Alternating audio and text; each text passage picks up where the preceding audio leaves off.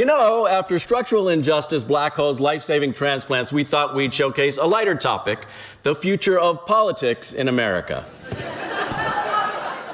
Work great, no problem.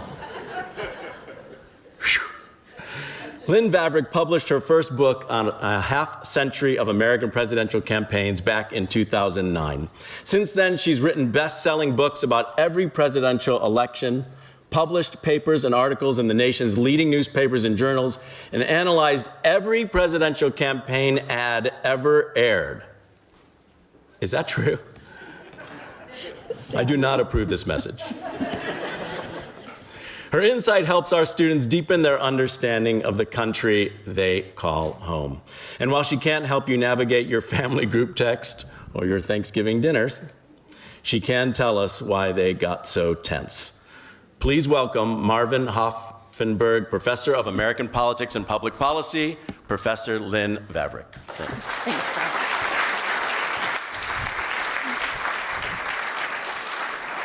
Bob. Okay, let's dive right in and talk about politics. If you've been avoiding the news and wondering, when will politics go back to the way it used to be, you are not alone. It turns out the one thing that people in both political parties and those in the middle agree on right now is that lately, politics just feels bad. According to the Pew Research Center, nearly everyone in the country agrees that political debate has gotten less respectful in recent years. And our ratings of the opposition, they have hit an all-time low. American politics feels broken, and I'm going to tell you why. The answer to this question has to do with what my co-authors and I call calcification. And I know you think this guy needs a heart transplant, but stick with me here.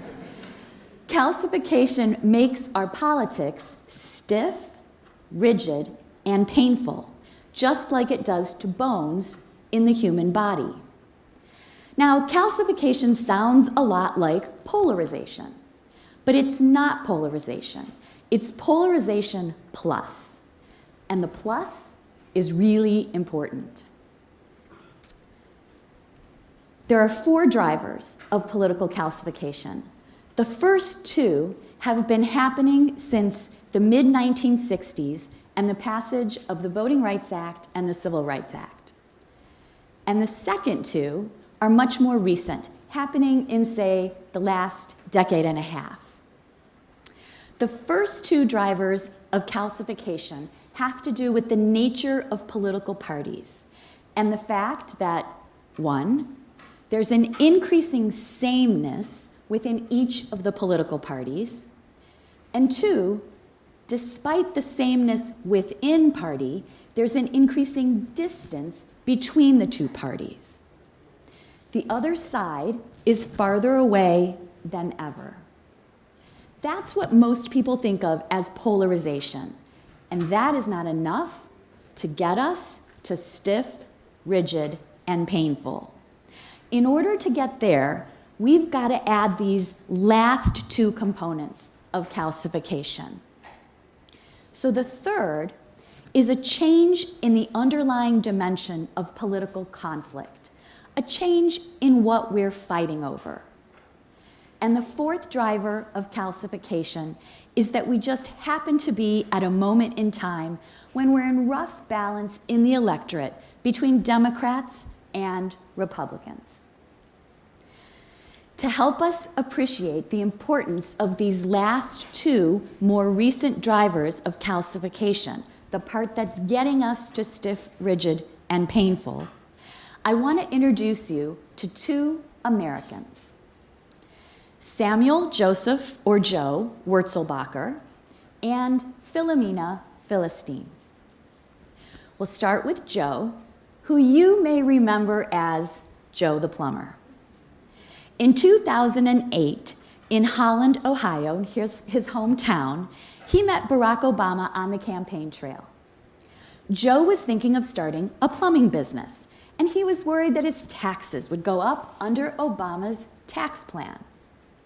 John McCain and Barack Obama spent the better part of 3 weeks debating Joe's taxes in 2008. 16 years later, in 2024, just 150 miles down the freeway in Springfield, Ohio, Philomena and the 15,000 other Haitian immigrants like her found themselves at the center of a very different kind of political debate when J.D. Vance and Donald Trump falsely claimed they were eating their neighbors' cats and dogs. That is a change in the underlying dimension of political conflict. In place of a debate about Joe's taxes, in 2024, the question had become about something much deeper. Essentially, who deserves to be an American? Who belongs? For most of my lifetime, and probably most of yours, politics has been contested over New Deal type issues. Things like the role and size of government, the tax rate. That's Joe the plumber in 2008.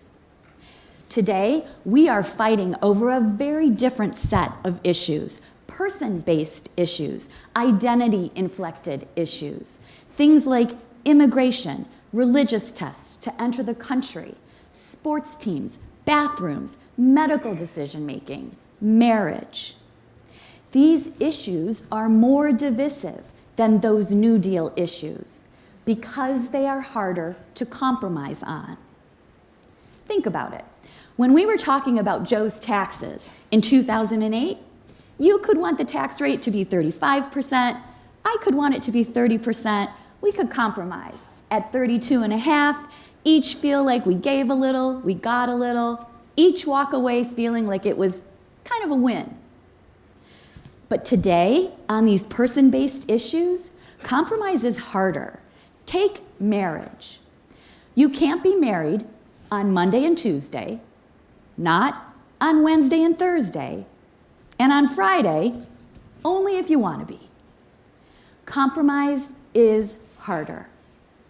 And that means that at any given point in time, half the country is living under an outcome that is very far away from what they want.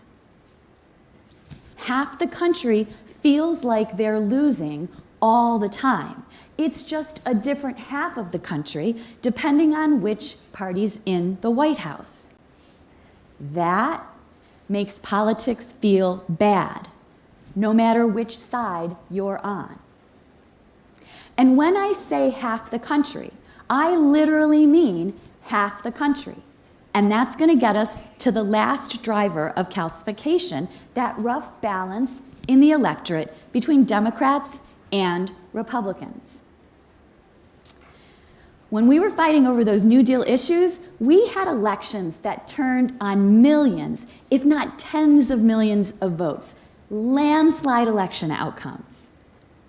And when policy changed after those elections, it changed slowly and often in bipartisan ways, even though tens of millions of people had said, we want that. Today, our elections are photo finishes, not landslides. They're turning on tens of thousands of votes, not tens of millions of votes. And when policy changes now, after only a handful of people are saying, yeah, it's going to be this side this time, when policy changes now, it's changing rapidly and often in radically different directions. That produces uncertainty in people's lives. That produces anxiety in people's lives. And that makes politics feel bad, no matter which side you're on. But the biggest implication of this partisan balance in the electorate is that our elections are stuck on the knife's edge, with each side either winning or almost winning every time. And that has implications for what parties do when they lose. Think about it. If you lose in a landslide, you go home and you say, wow, okay, people do not like what we're selling. We got to rethink this whole thing. You change. But if you lose in a photo finish, you go home and you say, we won last time. We almost won this time. We're going to get them next time. And you don't change a thing. And that's what gets us to stiff and rigid. That's why we're stuck here in this conversation about these person-based topics. Calcification makes the stakes of elections seem very high because the other side is farther away than ever on person-based issues where compromise is hard and victory is always within reach for both sides. 21st century politics feels different because it is different. But I don't want this to bring you down. I want it to motivate you. The role of higher education is never more important than when politics is stuck. When people can no longer imagine compromise, the university is one of the few places still designed to reward complexity. Now, as a college professor, I can't make politics feel better. But as administrators, alumni, friends of this great institution, together we can do something else.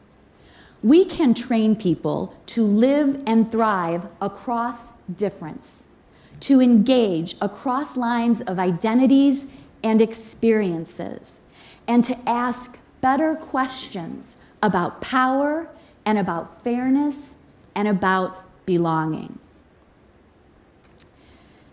Because at this time, our time, defined by political calcification, you have to remember that curiosity is a form of commitment.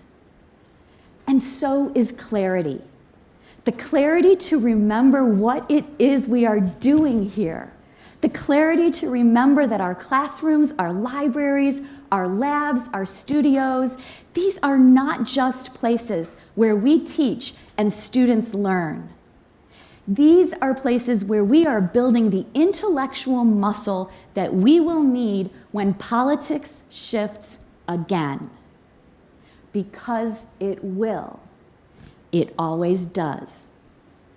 It may take decades and decades, the way it did to shift us off of those New Deal issues. But America won't be stuck here forever. Now, you and I, we might not be here when it happens. But UCLA will be. This place will last. And when politics shifts again, we are going to need people who are ready. And those are our students. And we are going to need them to stand up and say, let there be light, and to ask, what kind of country comes next? Thank you very much.